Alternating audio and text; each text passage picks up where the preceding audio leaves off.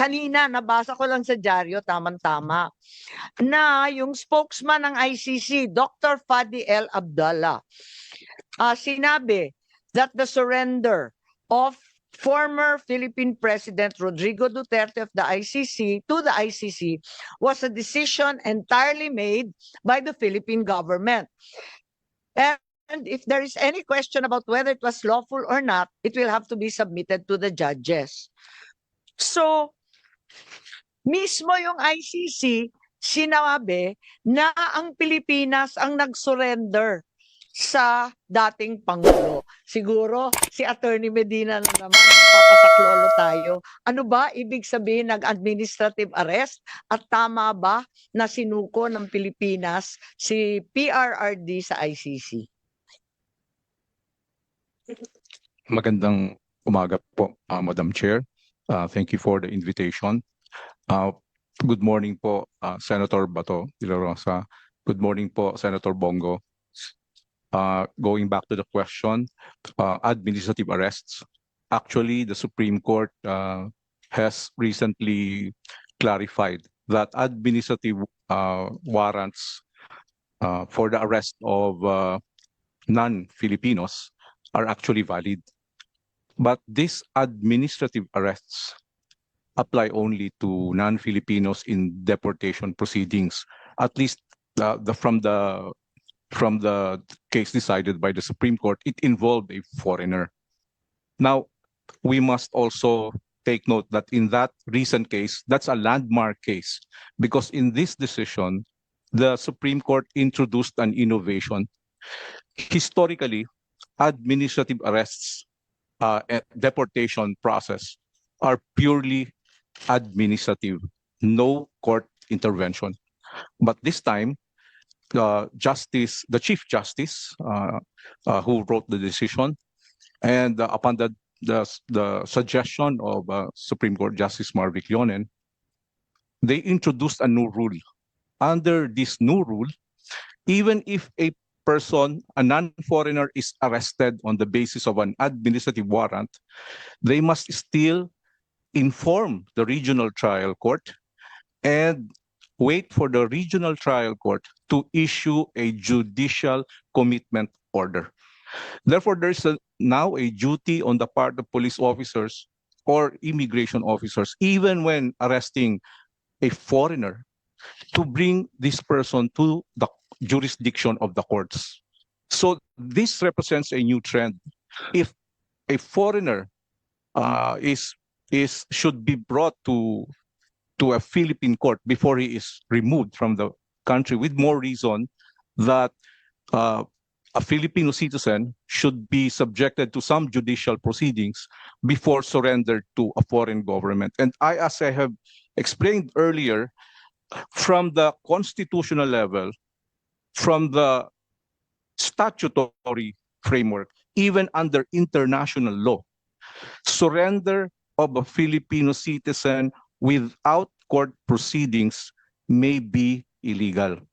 That's not just constitutional, that's also statutory, even under international law. In fact, the Interpol Constitution itself requires some due process, the application of Philippine laws, and number two, the application of the rights guaranteed by the Universal Declaration of Human Rights, which includes due process. But thank you po. Attorney Medina, so ano ang nakikita ninyo kung inaamin ng ICC na ang surrender ni dating Presidente Duterte ay isang desisyon na ginawa ng Pilipino na pamahalaan? Anong epekto nun? Ang ibig ba sabihin ay linabag yung kanyang karapatan? Kasi tulad nga ng sinabi nyo doon sa kaso ni Yuenle noong 2023, bagong-bago pa lamang, talagang kinakailangan, dalhin pa sa RTC yan, meron pang proseso.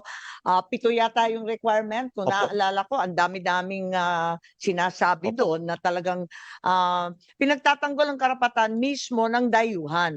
Eto, Pilipino pa.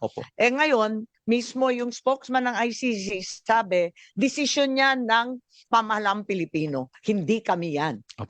So anong epekto po noon doon sa nangyari kay Presidente Duterte? Uh, Madam Chair, just out of respect for the court proceedings,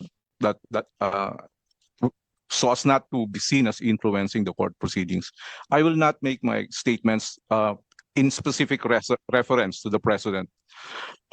If a future issue, a similar issue comes up, okay, extrajudicial surrender of a Filipino citizen to a foreign state or an international tribunal would be in contravention of Constitution on several aspects, of the revised penal code on several aspects, and international law, not just the Rome Statute, the International Convention on Civil and Political Rights, the United Nations, the Universal Declaration on Human Rights, and even the Interpol Constitution, if the surrender is upon the request of the Interpol. All this, the entire legal framework when it comes to deprivation of liberty requires court intervention, requires court level due process. And by court po, you mean local court? Yes po, Filipino local court in this domestic case. Domestic. domestic due process. The entire idea of due process is really can be simplified as follows. The police has no final authority to decide on whether a person should be deprived of liberty. That authority to deprive a person, to declare that a person will be, or to decide that a person will be deprived of liberty, that is not the authority of the police. That authority is lodged only in the courts of law. The police cannot at the same time be the judge. That's essentially due process and separation of powers. Thank you. Thank you very much. That's loud and clear. That the police cannot be the judge in determining the deprivation of liberty of any person. So maliwanag po yun. At kinakailangan na maliwanagan sana kung totoo na inaresto si dating presidente sa ilalim ng RA 9851, kung talaga bang administrative arresto, kung nandito sana sila, napaliwanag nila sa atin at nagkatotoo at nagkaliwanagan tayo. Pumunta naman tayo sa dako ng ating video. Ito naman si Attorney Delgra, kasi nakita rin natin kung anong nangyari dito, no? Yung video kung saan si Attorney Delgra ini-invoke yung Article 59 at ito ay tungkol sa pagdadala sa local court. Panoorin po natin, pero si General Torre hindi nakikinig. Kaya sana nandito siya para maintindihan natin bakit wala siyang pakialam sa pagpapaliwanag ni Attorney Delgra. Hindi naman lahat, ilan ang hinuli ngayong araw na ito, sir? Sa iba-ibang mga krimen. Ilan ang binigyan ng ganitong... Kasi nandito kayo lahat eh. Nag-iisang tao. Ilan ang binigyan ng Nag-iisang ganitong... tao, ang dami krimen sa labas. Nandito kayo. Sir, hindi kami Sir, humingi ng please pabor. naman. Just invoke Article 59. Bakit hindi yan magawa-gawa? Attorney, you will be That's removed from... precisely the point that I'm saying. Ano Let's lang decide. naman yan? Huwag kayo mag-ano, okay? Please lang, bawal hawakan. Attorney, you will be removed Bawal from... hawakan! Bawal hawakan. Tumayo ka na lang. Bawal The right to hawakan. counsel is something that has to Ayun, maliwanag na ang ini-invoke, ang sinasabi ni Attorney Delgra was Article 59. Why is it na sinasabi paulit-ulit ng DOJ na Rome Statute, ang ICC, Article 59 does not apply? Gusto ko lang ipakita yung certification ng DOJ. Kaya nalilito tayo pa iba-iba. Andyan yung certification ng DOJ. Eto pa, hindi natin maintindihan yung date. Kung makita ni Senator Bato, ang date po niya, yung aresto March 11, na-certify lang yung warrant ng DOJ sa sumunod na araw. Wala na rito sa Pilipinas si dating Pangulo. So, ang certification sumunod sa aresto March 12. Ang aresto March 11, maalala ninyo. Eh yung certification March 12. Pagkatapos, ang sinasite dito, eto na naman, ang sinasite dito, Part 9 of the Rome Statute, Article 59.4, Article 59.7. Nakakahilo po kasi ang sabi nila, hindi na nag-a-apply yung ICC at hindi na nga tayo member. Bakit yung authority sa pag-aresto, paulit-ulit na sinasabi kay Attorney Delgra, pati na rin dito sa DOJ circular, na ito ay dahil sa Article 59. Kaya nga, kailangan ipaliwanag nila kasi hindi natin po maintindihan. General Torre also claimed that he arrested E.S. Medialdea. Makikita natin yan for the obstruction of justice. Ayan, mas kabisado na ni Senator Bato ito kesa sa akin ha. He admitted that he even handcuffed him. At binasahan pa siya ng Miranda rights kung maalala natin dun sa video. Kung ganon,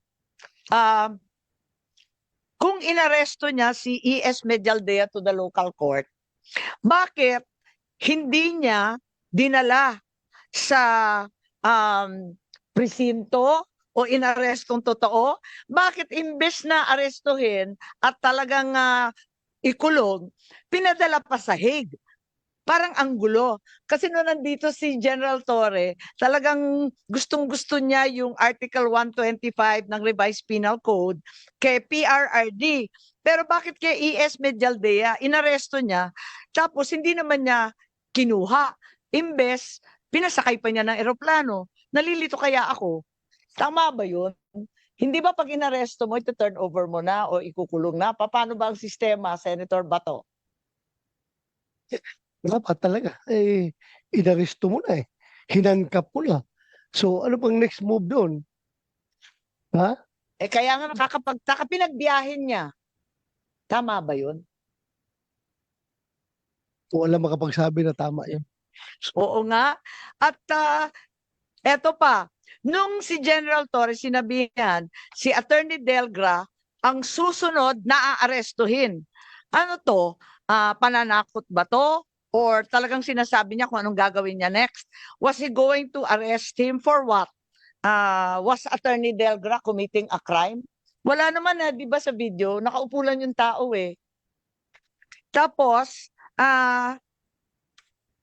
bakit hindi niya tinuloy yung aresto kay Attorney Delgra? Gusto ko sana siyang tanungin Bakit hindi niya tinuloy kung talagang may krimen na nagaganap ni Attorney Delgra? Dapat inaresto din niya.